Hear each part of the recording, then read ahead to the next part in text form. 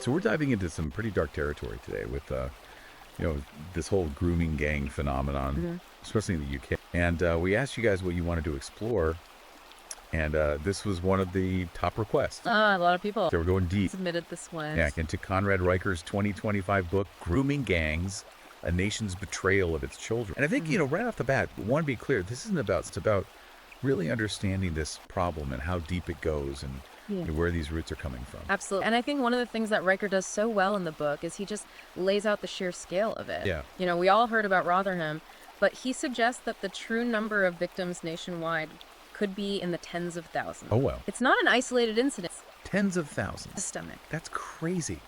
You think about Rotherham, 1,400 children abused just in Rotherham from 1997 to 2013. And that's horrifying enough, but then he lays out similar situations in Rochdale, Oxford, Telford. It just keeps going. Yeah, and it goes on and on. And, that's where the 2014 J report really comes in. And Riker really dissects it. He talks about not just the systemic failures, but the victim blaming that was rampant. Oh, yeah. Remember Emma's story? 12 years old, abused in Rotherham, but the authorities just labeled her a troublemaker. I remember that. Yeah. And it makes you wonder how many Emmas are out there, just completely dismissed and unheard. Yeah. And I think one thing that really got me when I was reading this was just how sophisticated these gangs were operating. Oh, yeah. Not just, physical abuse. Yeah. It goes way beyond that. It's methodical. They prey on vulnerable individuals. Yeah. Often, girls from broken homes or girls lacking support system. Right. Then comes the love bombing, the showering with gifts and affection, making the victim feel special. Right. And really isolating them from their real support network. It's so insidious. It's like creating this dependency,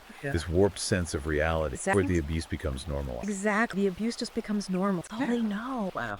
And of course, drugs and alcohol often involved in this, Oh, of course. just to further break down any kind of resistance they might have. And so then these victims are just completely trapped. They're believing that this is all they deserve. Absolutely. And Riker goes into detail about the institutional failure that allowed this to go on. He doesn't hold back. He calls out the police, social services, schools, even the healthcare system. It's like everyone was looking the other way.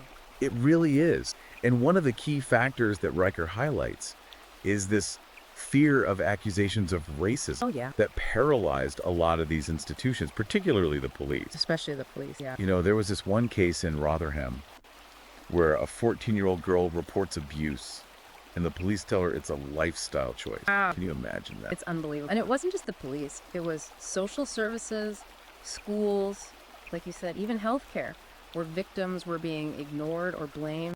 It's a total systemic breakdown. It really is. Yeah. And one thing that is so frustrating that he highlights is just a lack of coordination between all these different agencies. Absolutely. Like the right hand doesn't know what the left hand is doing. Yeah. The information's not being shared. Opportunities to intervene are missed. Missed opportunity. Yeah. It's tragic. This one part of the book where he highlights this case in Telford, Yeah. where his victim's counselor tells her to just move on. Yeah. Imagine the lack of understanding there. The dismissal of this girl's trauma. Absolutely. It's infuriating. Riker argues that, part of this stems from these bureaucratic inefficiencies Yeah. that plague these institutions. Staffing, lack of training, Complacency. all of that played a role. Yeah, it all plays a role. Yeah. And what you're left with is a sense that these girls were just completely vulnerable. Totally. Let down by the very people who should have been protecting them. Yeah, it's really tough to read. It is. And in the next part, we're going to kind of dig deeper into some of the cultural factors here. Yeah. And the long-term impact on these victims. It's heavy stuff, It is. but it's crucial to understand. Yeah, absolutely crucial to understand the full picture. We Absolutely. can't just scratch the surface here. Absolutely. Dive deep. We got to dive deep. All right, we'll be back in a minute with part 2. It's tough to even imagine the impact this has on these girls. Right. The victims, it goes so much deeper than just, the physical and sexual abuse. Oh, absolutely. The psychological trauma. Immense. Riker talks about high rates of PTSD, depression, anxiety, Yeah. tragically, even suicidal ideation Absolutely. among survivors. It's interesting because he points out how a lot of these girls Yeah.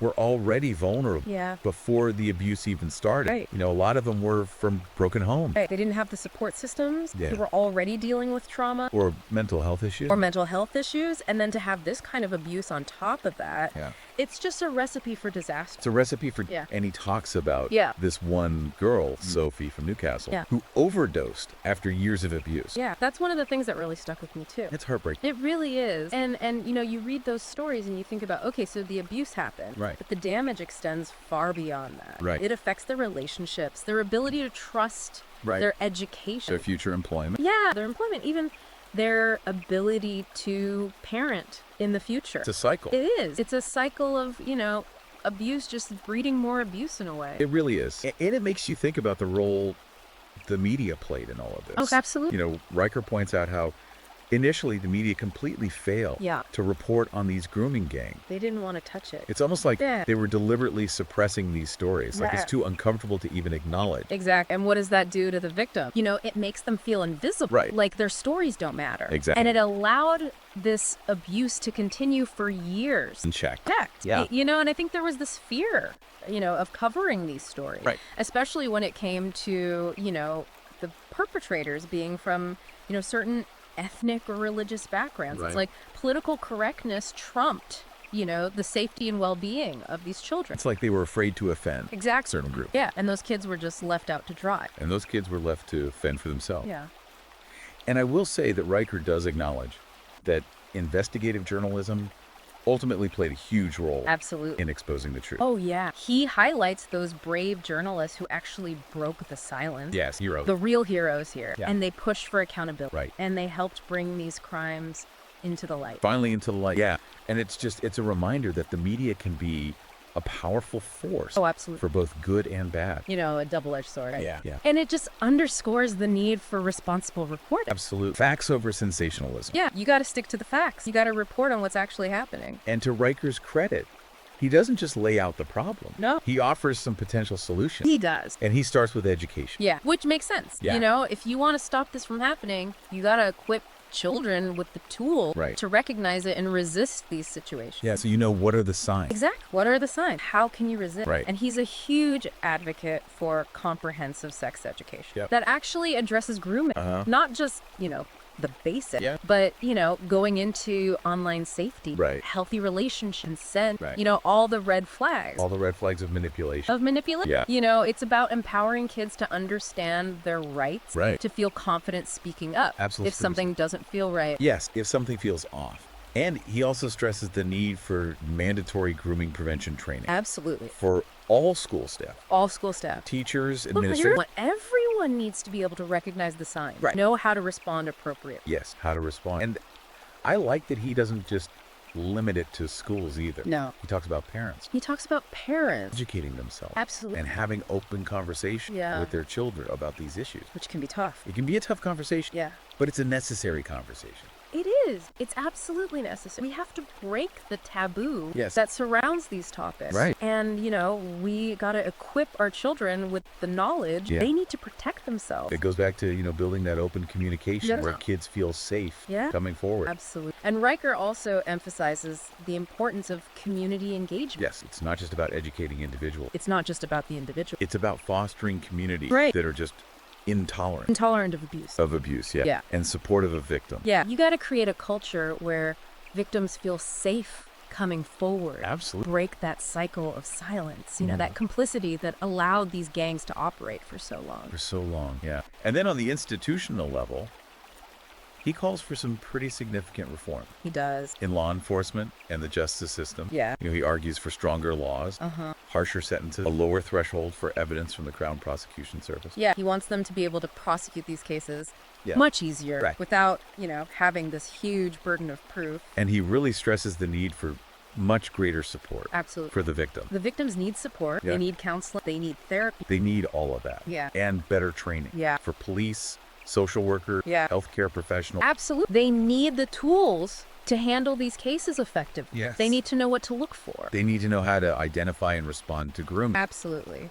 And ultimately, Riker says it comes down to political will. Yes. You know, we need leaders who are willing to prioritize child safety. Yes. Even when it's politically unpopular. Even when it's politically risky. Even when it's politically risky, they got to take a stand. They got to do what's right. They got to do what's right. And one thing that I found really insightful in the book is his analysis of how both the left and the right have engaged with this issue. It's fascinating, isn't it? It is. Because both sides have really kind of dropped the ball here. They have in different ways. Yeah. Very different ways. And Riker, he argues that the far right Yeah. has often exploited this issue for political gain, Right. using divisive rhetoric, fueling anti-immigrant sentiment. Yeah. And they really hone in on, Yeah. the ethnicity and the religion of the perpetrator. Absolutely. And they ignore the broader systemic issues. Right. Exactly. It's just about, pointing fingers and creating fear. Yeah. And it's dangerous. It's very dangerous. because it leads to discrimination Absolutely. against innocent people. Yeah, and then you look at the left. Right. Riker argues that their focus on identity politics has made them reluctant Yeah. to address this head on. It's like they're afraid They are. of appearing racist or Islamophobic. Yeah, they don't want to be seen as, Right. attacking any particular group. Right. So they kind of downplay the issues. Yes. Or they try to shift the blame. Or they try to shift the blame. Yeah. And it's like another form of silencing the victim It is. and allowing the abuse to continue. Absolutely. And Riker's point is that we need to have honest, nuanced conversation We do. about this issue Absolutely. without resorting to fear-mongering Yeah. or political point scoring. No more political games. This is about This is about the kids. protecting children. Absolutely. This is not about one ethnicity, one religion, No. one political ideology. It's a human problem. This is a human problem that requires a human solution. Absolutely. We need a human solution, and we need to move beyond our biases. Yes, beyond our bias Work together and work together. to create a safer world for our kids. Exactly. It's Yeah. a powerful message. It is. And in the final part, Yeah. we're going to delve a little deeper into Riker's call to action. Okay. Explore the cultural and religious factors he highlights, Yeah. and really look at his suggestions for a way forward. Yeah, it's a tough one, right? How do we address those cultural and social factors Yeah. that contributed to this problem? Without falling into that trap Yeah. of bigotry and prejudice. Right, because we can't just ignore it. Right. Riker, he argues we can't afford to ignore the role of culture and community. Right. But we got to be careful. Absolutely. And he talks about those dangers of cultural relativism, Uh-huh. where that fear of offending certain communities. Leads to inaction. Yeah. And we've seen how that paralyzes institutions. Right. It prevents them from doing their job. Absolutely. And protecting vulnerable children. And I think, he makes a really good point that you got to hold individuals accountable Right. while recognizing the broader cultural. Yeah. So it's not about blaming entire communities. Right. But we can't pretend that culture doesn't play a role. Absolutely. Yeah. And he also tackles, that sensitive topic of religion. Yeah. And, he's careful not to demonize any particular faith. Right. But he points out how, sometimes religious leaders Yeah. provided moral cover Yeah. They gave cover. for these grooming activities. Absolutely. And how some individuals twisted religious texts Yeah. to justify those harmful attitudes towards women and girls. And it's hard to hear. It is. But these are the kinds of things we have to examine if we Yeah. want to get to the root of the problem. Yeah. And he's calling for honesty and an open dialogue. He wants to challenge those harmful interpretations of religious texts Yeah. and promote a more, respectful and egalitarian understanding of faith. Absolutely. And I think ultimately, Yeah. Riker's book is a call for a more nuanced Yes. and informed approach Yes. to the whole issue of grooming gang. Right. It's a challenge to move beyond the simple narrative. And the sound bites. Yeah, we hear from both sides. Yeah, from the left and the right. This isn't a black and white issue. Absolutely not. This is a very complex issue. It is, and it Yeah, requires, so- yes, absolutely. Really and understand. So as we're kind of wrapping up this deep dive here, Yeah. what are your key takeaways? What are you thinking about? I think for me, the thing that really sticks with me is just the sheer scale of this problem. Yeah. And how these systemic failures Yes. allowed this to flourish for so long. For so long. It's a reminder that we can't be complacent. Right. We all have a responsibility to be vigilant. Yes. To speak up when we see something wrong. Absolutely. I think for me, what was really chilling was just the level of manipulation Yeah. that these gangs employ. Yeah, it's terrifying how calculated it was. It really highlights how crucial education is. It does. We have to empower children Yeah. and equip those who work with them to recognize the signs Absolutely. of grooming and abuse. Yeah. Riker's book is a wake-up call. It is. It's a challenge to do better. Yes. To be better. Yeah. And if you're interested in learning more, Yeah. definitely check out Conrad Riker's book, Grooming Gangs, A Nation's Betrayal of Its Children. You can find it on Amazon Kindle and Google Playbooks. Yeah, we'll include a link. In the episode description. This has been a tough conversation, It has been. but a necessary one. Absolutely. The grooming gang crisis is a stain on our society, It is. but it's a stain that we can remove. We can remove it. We just gotta We be willing to face the truth. we have to face the truth. We gotta learn from the past and work together Yeah. to create a safer future for all children. Yes, it's a long road ahead, It is a long road. but we cannot afford to give up. No. The stakes are simply too high. They are. Thanks for joining us. Thanks for joining us on this deep dive. Keep learning, keep questioning, And keep fighting for what's right. for what's right. Absolutely.